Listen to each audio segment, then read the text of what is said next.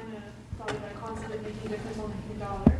So I'm wondering now when you have opportunities, because we're learning a lot about the triple bottom line and social entrepreneurship, how heavily do you weigh the financial return to the social and environmental? What's your priority from your perspective? That's a really good question, and it's a very, very difficult question. I mean, it's a very difficult answer. I'm not sure we've really found, we haven't found the magic formula. We're still struggling with it. You know, we're just pitching the concept. Hope you guys come up with the way to do it. What we find happens most of the time is that folks that are interested in making a lot of money and have a lot of money think that what we're talking about is a very interesting concept and that it'll really be able to help them make a lot more money by following the idea we've presented, because it sells well. And what they're really into is figuring out a way to siphon off the bucks. It becomes a PR effort. You know, kind of like is it greenwashing, Kyle?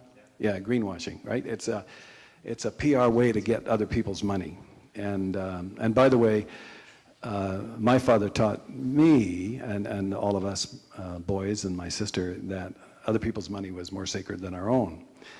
We believe that. That's not what most people believe about OPM, other people's money. They'll take much higher risks with other people's money than they will with their own. So I think when you get into this social, environmental, they'll talk the story, but when you get right down to it, they're just really trying to figure out a way to how to increase the net margin.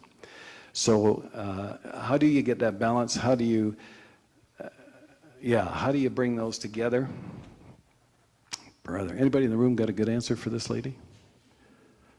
How about anybody that teaches triple bottom line? I don't know, Don, have you got an answer? I'm not sure. I could say something just about like Janelle and I experience and what Dave talking about, like changing your mind, because like when Janelle and I had finished school, basically our whole goal was to become very wealthy, right? It was all about money. It wasn't about making any change. We didn't care about that. That was all greenwashing, as Kyle would say there. But from Dave and Ina's like mentorship and guidance changed Janelle and I mind about how you do things, because I think the simplest way you could put it, as Dave told me one time that we were talking, and he said that you do the right thing and money would follow. And I think that's where you gotta be. Like if your mind is like that, then that's the only way it could work. Because it don't have a magic formula, as Dave said right now. Maybe you could develop a magic formula, but for Janelle and I, it's just like we started to think, all right, when we're doing things, we can't do anything for money. We wanted to, we would have, like if Dave and Ina never came around, right?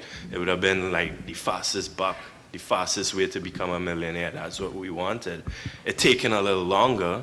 I'm not saying it's easy, but the whole thing is just what Dave said. You got to change your mind up here and how you think. And I think that's one of the best ways to put it in our experience, from being involved in this whole thing and being those sharks who just wanted to get the money, to change in maybe like, what, 2 years now? Yeah.